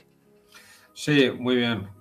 Además es un tema que me gusta mucho y además que requiere ciertas precisiones. Fíjate, has hablado que es la molécula de la felicidad, ¿no? Y tiene tiene una incorrección. No es felicidad lo que nos aporta la dopamina. Lo que pasa es que lo que nos aporta es difícil de describir, difícil de definir. No hay términos. En esto es una lucha que hay en los últimos años en neurociencia, en psicología. Lo que hace el cerebro, las distintas funciones del cerebro, no son exactamente las que hemos puesto en la historia de nuestro comportamiento. En el cerebro no hay felicidad, hay procesos que acompañan a la felicidad, pero no hay ningún área de la felicidad como no la hay de muchas otras cosas, ¿no? Entonces, la dopamina no es felicidad lo que proporciona, sino una sensación, ya aproximándonos, ¿no?, a qué es realmente entonces lo que proporciona, una sensación de que tienes... A ver, yo lo resumo de lo siguiente, a ver si así se me entiende mejor. Te da ganas de vivir. Eso es lo más importante. La dopamina te da ganas de vivir. Quieres más, quieres hacer cosas, ¿vale? Te lleva a la iniciativa. Entonces, en ese sentido es muy importante. Eso no necesariamente te hace o es felicidad o te hace feliz. Eso lo conseguimos más con otras moléculas como la serotonina, por ejemplo, que nos da satisfacción, ¿no? Nos produce bienestar corporal. La dopamina, de hecho, al contrario, nos activa, ¿no? Nos tiene como en ascuas, como atentos, pero con ilusión. Y eso es importante. Y la ilusión no es felicidad, pero la ilusión es muy satisfactorio. Nos gusta estar ilusionados y tener ganas de hacer cosas. No hay nada peor. De hecho, fíjate, las drogas que son adictivas lo hacen porque suben la dopamina en el núcleo accumbens, que es una zona muy importante que hay en el núcleo caudado en el cerebro. Y la dopamina ejerce su acción principalmente, esta acción euforizante y de ambición y de ganas de hacer cosas por su actividad en el núcleo accumbens. Entonces no hay nada peor que un síndrome de abstinencia. Cuando te falta la droga que ha sobreestimulado la dopamina, ha sustituido de manera excesiva a la dopamina, cuando te falta esto, se te hunde el mundo. No hay nada peor que eso. Entonces la dopamina lo que hace es justo lo contrario. Te hace tener ganas de estar en el mundo y tener ganas de hacer cosas. Las personas con iniciativa, los emprendedores, tienen mucha dopamina. Y de hecho hay un libro efectivamente que se titula La molécula del más, The Molecule of More. Esa es la dopamina. Y lo curioso que tiene la dopamina, bueno, tiene muchas curiosidades. Bueno, una de ellas, que no se me olvide, es que en el ser humano la dopamina abunda en relación a otros primates. Si tú comparas la cantidad de dopamina que tenemos en nuestro cerebro para lo grande que es, no se justifica. Algo ha pasado en la evolución de nuestro cerebro que ha hecho que tengamos más dopamina de lo normal, de lo esperado para un cerebro tan grande, muchísimo más, ¿vale? Y de hecho tiene que ver con el hecho de que el núcleo accumbens y otras zonas de lo que llaman el cuerpo estriado, que es donde está acoplado el núcleo accumbens, son también el doble de grandes de lo que se esperaría para un cerebro como el nuestro. Y esto parece que se acompaña con la cognición social, la tolerancia con otros individuos y demás. Bueno, es una cuestión compleja, pero bueno, la dopamina la tenemos en mucha abundancia, ¿no? Y una curiosidad de la dopamina es que gente que abunda mucho en dopamina, al final acaban teniendo un problema, y esto es algo muy común en la especie humana, porque cada vez que lo cuento la gente dice, sí, a mí me pasa algo de eso. Y es que te hace tender a querer conseguir cosas, a conseguirlas, te mueve, de hecho, te empuja, pero luego cuando las consigues, te dura muy poco la satisfacción. Enseguida quieres más, ¿vale? Tú eres rico, millonario, has conseguido el negocio del siglo y cuando pasan 3 horas quieres ir a por más. No era ese tu objetivo, ¿no?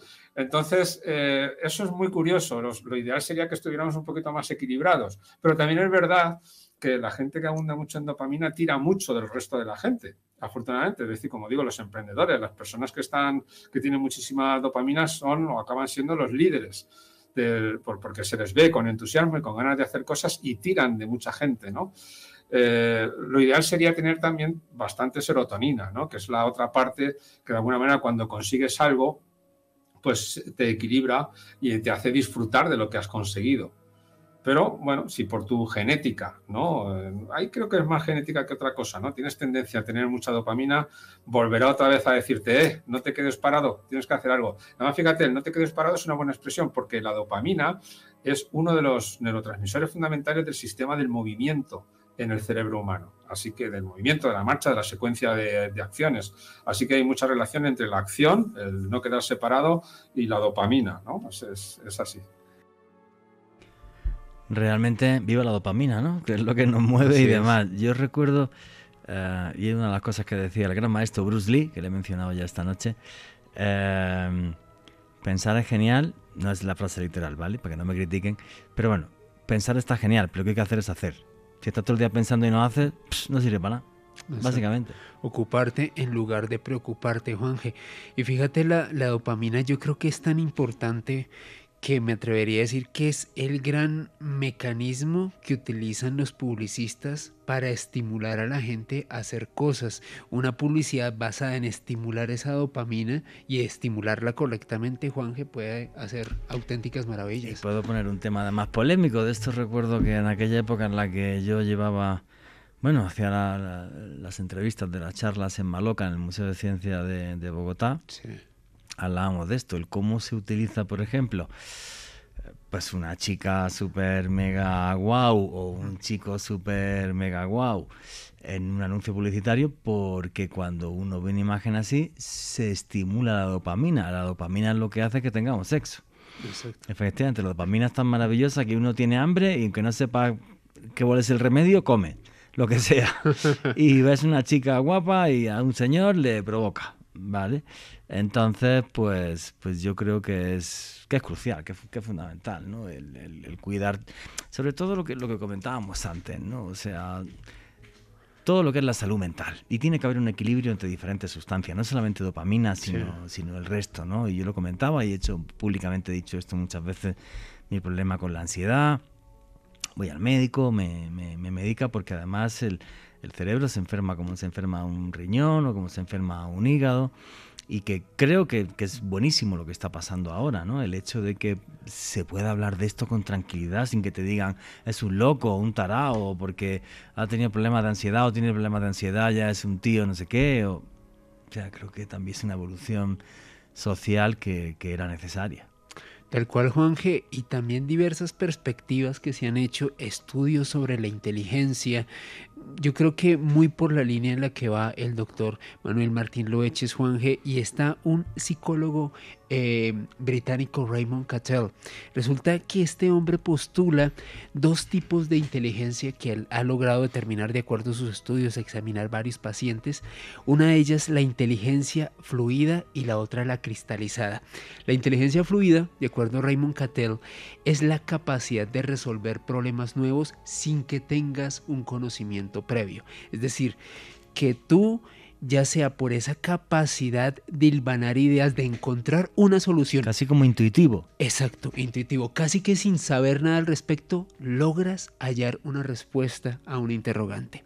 Esa es la inteligencia fluida. Y la cristalizada, de acuerdo a Raymond Cattell, sería cuando encuentras la solución a un nuevo problema, pero ya tienes una experiencia previa, ya tienes un conocimiento que te ha permitido tener las herramientas para resolver un nuevo problema.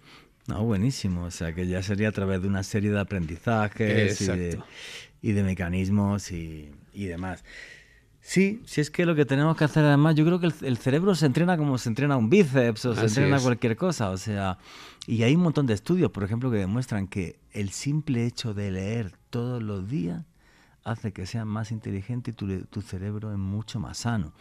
Otro día le podríamos preguntar, por ejemplo, al doctor Martín Loeches sobre los beneficios de hacer meditación.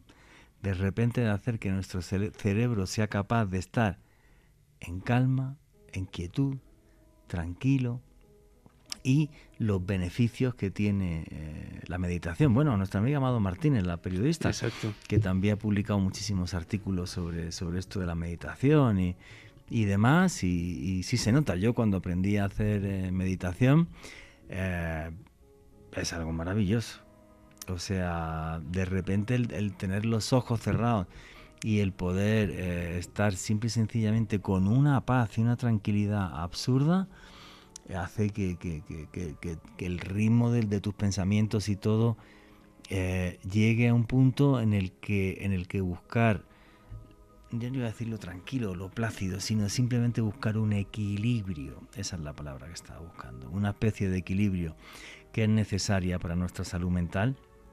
Es maravilloso, y en ese sentido todas las técnicas de meditación, que básicamente todas son orientales y vienen de Oriente, son una maravilla. Y cuando ves, por ejemplo, los monjes budistas meditando, que son capaces de pegarse horas y horas y horas y hasta gracias a la meditación dominar sus cuerpos, ponerse, con perdón, en calzoncillos en una montaña encima de la nieve y aguantan el frío perfectamente, como si realmente la mente fuera capaz de dominar total y absolutamente nuestro cuerpo. Creo que son cosas que por eso se han puesto tan de moda a nivel mundial: meditación, yoga, todo ese tipo de cosas. Juanje, y otro ejemplo muy plausible para mí de la inteligencia, un hombre que considero yo un auténtico genio, Harry Houdini, de quien podríamos hablar en otra oportunidad largo y tendido, un hombre quien fue conocido en el siglo XX por ser el mayor escapista del mundo, y él tiene una frase que me parece maravillosa: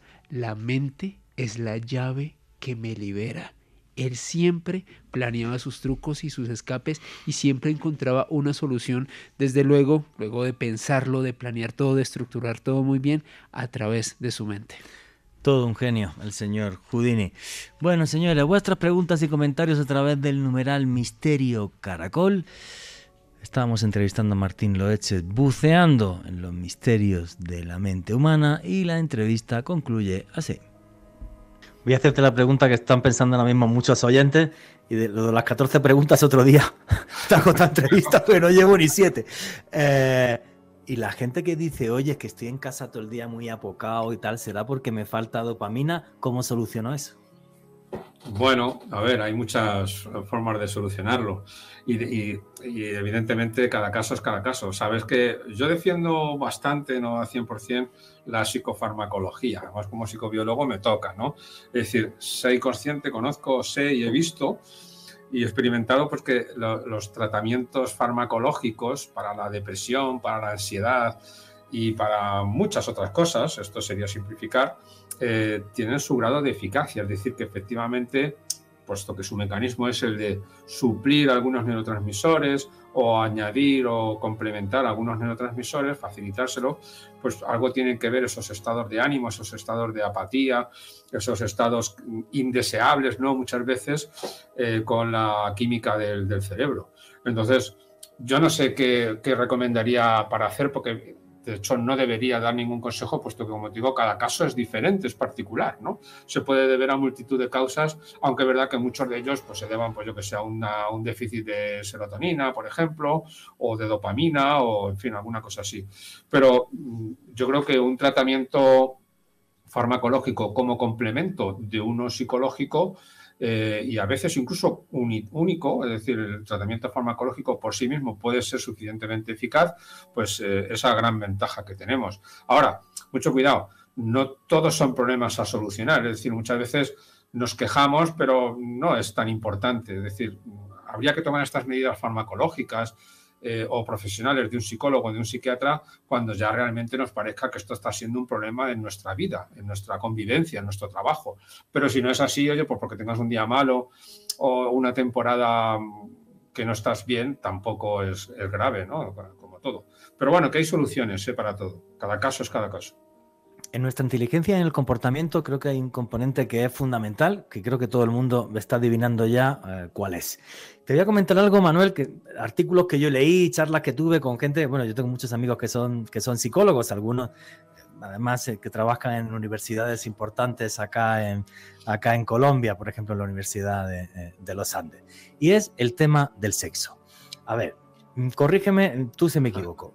A mí me decían que en el tema del sexo, que los seres humanos somos hipersexuales, porque básicamente los mamíferos solo pueden copular con otros mamíferos cuando las hembras están en celo. Y las únicas hembras que no están en celo, que no tienen celo en la naturaleza, son el ser humano y un tipo de chimpancé que se llama bonobo, con lo cual creo que los psicólogos os encanta estudiar los bonobos porque, por ejemplo, me comentaban, ¿no?, que hay una cosa muy curiosa, que es que van los leones por en medio de la selva, llegan los bonobos, todos se esconden, y cuando se pasa el león, todos se ponen a fornicar como locos, porque es como que han tenido un estado de ansiedad y se lo quitan, tal, y que nosotros tenemos comportamientos análogos a este tipo de chimpancés. El sexo, bueno, esto que han dicho, que la historia la han movido a las dos veces, el billete y la bragueta, ¿eso es cierto o no es cierto, Manuel? Bueno, muy bien. Bueno, a ver, son interpretaciones, ¿no? Y buscando un poco las causas de las cosas, ¿no? Pues vamos encontrándolas por ahí. Pues puede ser, eso que dices, algo de razón tiene. Hay otra interpretación un poco en por qué somos no hipersexuales, porque luego a la hora de verdad tampoco es verdad, ¿vale? Sobre todo cuando estás casado, ¿vale? Porque ahí te puedes tirar mucho tiempo sin tener sexo, y eso lo sabe todo el mundo, y eso es así, no es ningún tópico, ni me estoy inventando nada, ni estoy diciendo nada nuevo. Hay que tener en cuenta que el hecho de que no tengamos relaciones sexuales solo durante la época de celo, es decir, no tengamos época de celo manifiesta visualmente, ¿no? Por la tumefacción de los órganos sexuales de la hembra y demás, sino que no podamos distinguir cuándo la hembra está fértil de cuando no lo es, y así no tener un momento específico, sino poderlo hacer cuando nos apetezca, fue un mecanismo por el cual mantenía estables a las parejas. Eso es lo que dicen, es decir, un poco como la invención del matrimonio. Yo me comprometo, esta mujer y este hombre se comprometen a vivir y a convivir y tienen su sexo el uno con el otro y lo pueden hacer el día que quieran, sí, y así no habría, digámoslo así, una excusa de, es que como ahora este mes ya no puede, yo voy a buscarme otra hembra, ¿no? Entonces, como una especie de, eso dicen, ¿no? Se dejó de manifestar abiertamente el estado, el ciclo sexual, para poder hacer el amor, para poder tener relaciones sexuales en cualquier momento, y eso pues posibilita a estas parejas más estables. Bueno, es una explicación también. Se buscan muchas explicaciones, algunas parecen convincentes, mientras no encontremos otra mejor, esa está bien, ¿no? Y es verdad, los bonobos utilizan mucho el sexo para calmar su ansiedad, para las relaciones sociales, para el intercambio de alimentos incluso, y para muchas otras cosas. A esos niveles los humanos algo tenemos también. Pero vamos, yo te digo, las interpretaciones hay muchas, y está bien, ¿no? O pueden ser todas las cosas juntas. Sí, yo lo que había leído además, y había comentado con amigos, es eso, ¿no? Como el ser humano tiene la peculiaridad de que cuando nace un niño, pues no es como una gacela o un león que a los 3 días más o menos puede andar, sino que el niño durante 2 años no puede hacer prácticamente nada. Exacto, pues exacto. El que tengamos una relación afectiva muy fuerte con nuestra pareja, además, digamos, culminada con que podemos tener sexo de una forma más continuada, y eso hace que tengamos como más dopamina y tal, pues que eso era parte inherente en el desarrollo del ser humano, ¿no? Por eso es muy convincente, sí, correcto. Que podría ser así. Pero bueno, eso da para otro programa, para otra entrevista. Bueno. No quiero terminar entre entrevistas sin preguntarte por algunas cosas que creo que nos hacen humanos, que son parte de nuestra inteligencia y que tú tocas en tu libro. Y una es: ¿por qué tiene el ser humano esta necesidad de Dios y de lo divino? Te voy a explicar un tema que me impactó mucho. Una vez vi un documental sobre las pinturas rupestres de las cuevas de Chauvet. Para que la gente entienda, en Chauvet, en Francia, hay unas pinturas rupestres que tienen 30.000 años, una especie de capilla sixtina, y entonces una entrevista que le hicieron a un antropólogo francés que me pareció buenísima.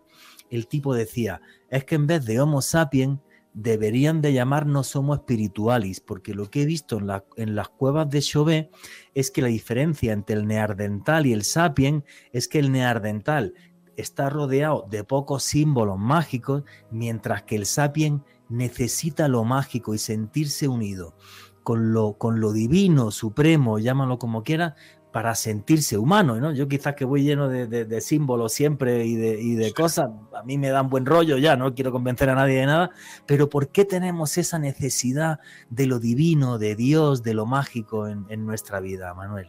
Bueno, a ver, lo divino y lo mágico la verdad es que engancha cuando se conoce, ¿no? Y tiene que ver mucho con la sociedad, es decir, los ritos religiosos en grupo generan unas sensaciones emocionales impresionantes en el ser humano, y eso engancha. Los bailes, las danzas, las misas, la música, y de ahí va al baile, y si está unido o imbuido de lo religioso, vamos, las sensaciones son tremendas, ¿no? Es algo que de alguna manera es adictivo. Pero yo creo, bueno, un posible factor por el que tienen éxito estos comportamientos religiosos tiene mucho que ver con el hecho de que la especie humana es la única, y esto lo trato en el libro además con bastante profundidad porque me parece bastante definitorio, es la única que tiene plena conciencia de que se va a morir, que todos nos vamos a morir, y eso genera una angustia o una situación, un miedo a la muerte, vamos a decirlo así, en el que se ha visto que cuando la gente se ve amenazada de muerte, esto pasó en la pandemia y pasa en situaciones así peligrosas, tras un primer momento en el que la gente se paraliza por el miedo y no sabe cómo reaccionar, la siguiente fase es la de hacerse valedor de los valores del grupo, pertenecer al grupo de una manera muy importante, a un grupo el que sea, ¿no? Y compartir sus ideas y luchar por ellas, y entonces de ahí surgen muchas veces ya a largo plazo, ¿no? Y sin necesidad de que el miedo a la muerte sea algo inmediato, pues surgen los nacionalismos y pueden surgir también las religiones, porque motivan el comportamiento en grupo, y además las religiones tienen una ventaja que yo creo que hay que tener en cuenta, que es la de que de alguna manera facilitan sí, minimizan el miedo a la muerte, porque la gran mayoría de las religiones hablan del mundo de los espíritus, que es algo que sobrevive a nuestra muerte. Si uno piensa que la muerte es el final del todo, eso es un miedo tremendo lo que puede provocar. Miedo al vacío, miedo a la incertidumbre. La incertidumbre genera mucho miedo en el ser humano. Pero si tú tienes una certidumbre de que cuando te mueras va a ocurrir que vas a seguir pensando, viendo, viviendo, escuchando, hablando con otras personas, con tus familiares y tal, eso te lo proporcionan la mayoría de las religiones y eso es muy reconfortante. Entonces eso alivia mucho ese miedo a la muerte. Entonces, quizás por ahí vengan estos símbolos, ¿no? Estas religiones, esta necesidad de creer en mundos imaginarios, que de hecho son más importantes que los mundos objetivos. De hecho, lo decía el propio Harari o Pinker, ¿no? Decían, en un momento dado de nuestra historia existían, como era, los ríos, los árboles y los leones. Y desde hace un tiempo existen también los dioses, las naciones, las instituciones, los grupos. Son entidades imaginarias, realmente no existen físicamente, muchas de ellas, y ahora son más importantes que los ríos, los árboles y los leones. Y de hecho es más, los ríos, los árboles y los leones ahora dependen de esos productos imaginarios del ser humano, puesto que ahora las políticas que hacemos los seres humanos, los parques nacionales que hacemos los seres humanos, determinan cuántos ríos, cuántos árboles y cuántos leones hay, cuántos sobreviven y si tienen que sobrevivir o no. Es decir, y todo esto es por entidades que son fruto de nuestra imaginación. Los países, las religiones, los dioses, ¿no? Son formas de imaginar nosotros mundos que nos llenan de satisfacciones, a veces no, pero que nos dan sentido a la vida y que, sobre todo, además, y vuelvo al tema recurrente, minimizan bastante el miedo a la muerte. Aunque seas un cristiano muy ferviente, por ejemplo, seguirás teniendo miedo a la muerte y seguirás viendo la muerte como algo negativo, a pesar de los mensajes positivos. Pero siempre queda oye, hay esta parte positiva de la vida eterna y de una serie de circunstancias que estas creencias nos ponen sobre la mesa y que nos hacen pues más llevadera la vida, claro. Y yo creo que esa es la razón del éxito. Sí, esto que has dicho es curioso, ¿no? Porque, por ejemplo, Alejandro y yo en los podcasts que tenemos, lo que decir, hay uno que eso está ridículo, ahora luego te paso el enlace, tiene más de 7 millones de reproducciones, el podcast más escuchado de Noche de Misterio, y es sobre vida después de la vida, con entrevistas que aparecen, por ejemplo, incluso hay hasta una entrevista a Ernesto Samper, que fue el expresidente de Colombia, porque él tuvo un atentado, le dieron 13 disparos para ser exacto. Comenta cómo el túnel tal y cómo está convencido de que hay vida más allá, y además en este sentido, que eso otro día sería para otra entrevista, ya hay un montón de médicos y de psicólogos que se han metido en esto. O sea, por ejemplo, Pim Van Lommel ha publicado en la revista The Lancet sobre vida después de la vida, Sam Parnia en Estados Unidos, Iben Alexander, profesor de neurociencia de la Universidad de Harvard, y es algo en el que incluso, bueno, pues muchos científicos que han sido valientes y han dicho, voy a romper una lanza y voy a intentar meterme aquí, no sé qué sacaré o no, pero... Lo conozco eso, pero no deja de ser que son seres humanos, aunque sean científicos, médicos, científicos, me da igual, son seres humanos y tienen sus anhelos, sus problemas, sus miedos, como cualquier otro ser humano.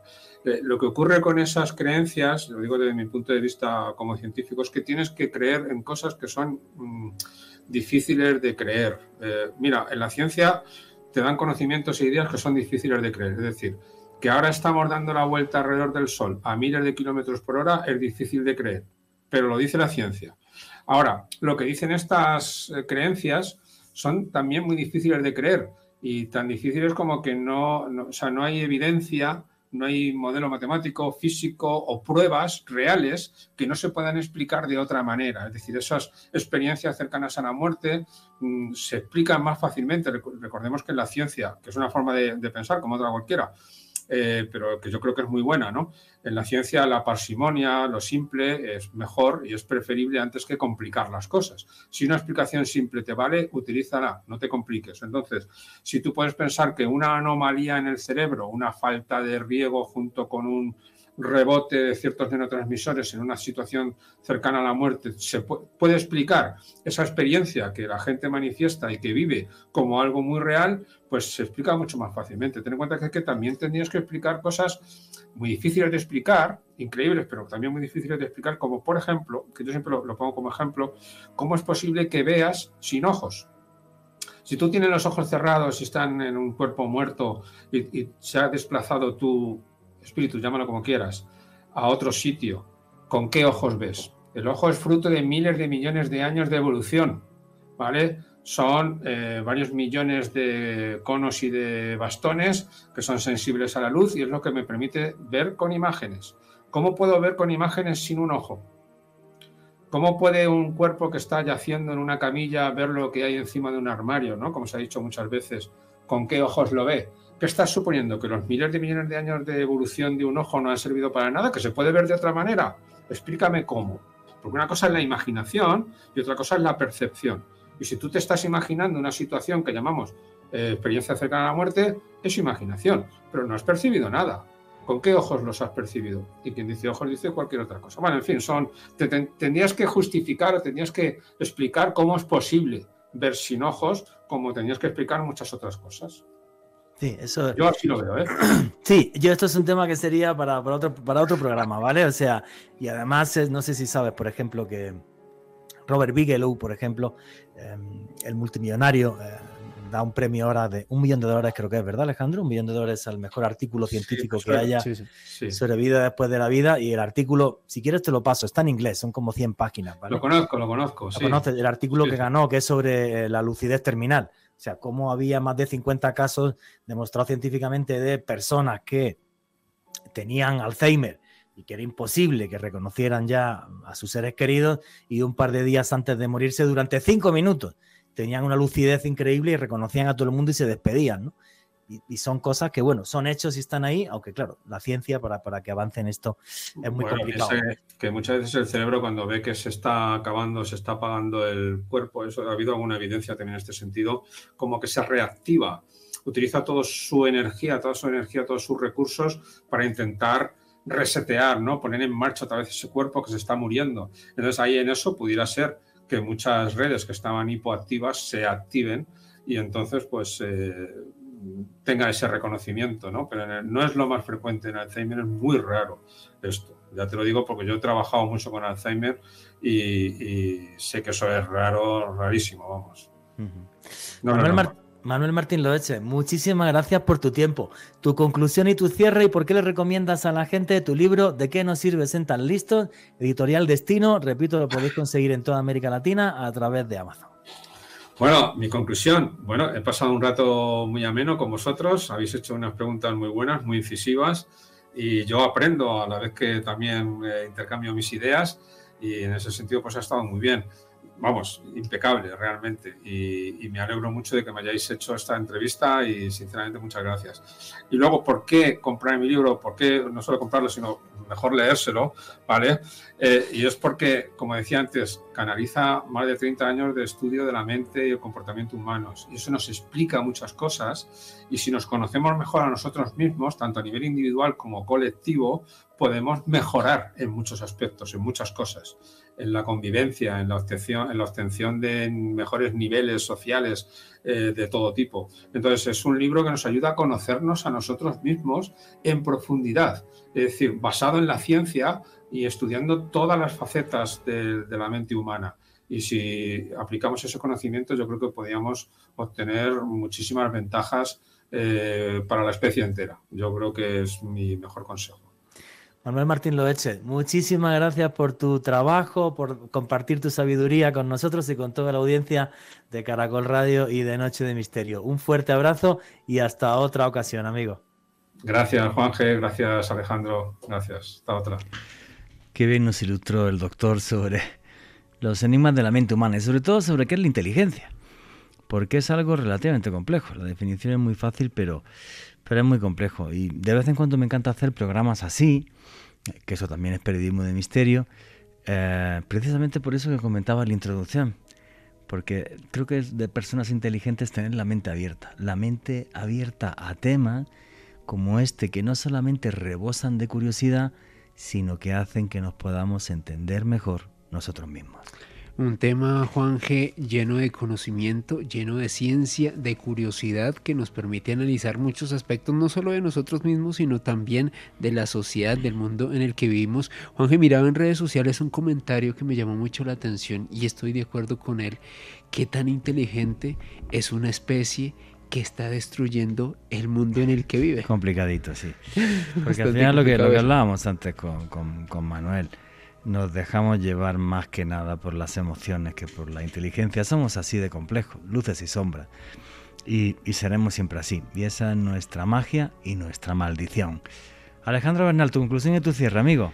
Pues Juanje, como lo decíamos en la promoción que publicamos en redes sociales de este programa, la inteligencia con luces y sombras como cualquier aspecto de la vida humana, un recorrido maravilloso con el doctor Manuel Martín Loeches, quien nos permitió analizar este tópico desde diversas perspectivas, no solamente científicas, sino algo que valoramos mucho Juanje y este servidor, y es esa manera tan sencilla, tan humana que tiene Manuel Martín de explicar un tema tan complejo como lo es el de la inteligencia, un divulgador científico maravilloso, uno de los mejores del mundo. Y a mí me pueden seguir en redes sociales, en Twitter, Instagram y TikTok en @alebernalpress con @s.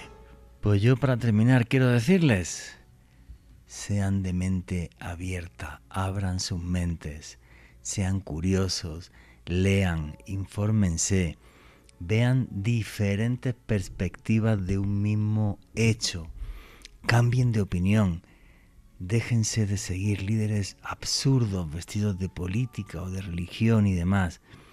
Sean, en una sola palabra, inteligentes, disfruten de la vida, péguense a la luz y déjense seducir por la magia que nos rodea. Y nunca olviden que vivimos en un mundo mágico, porque está repleto de misterio.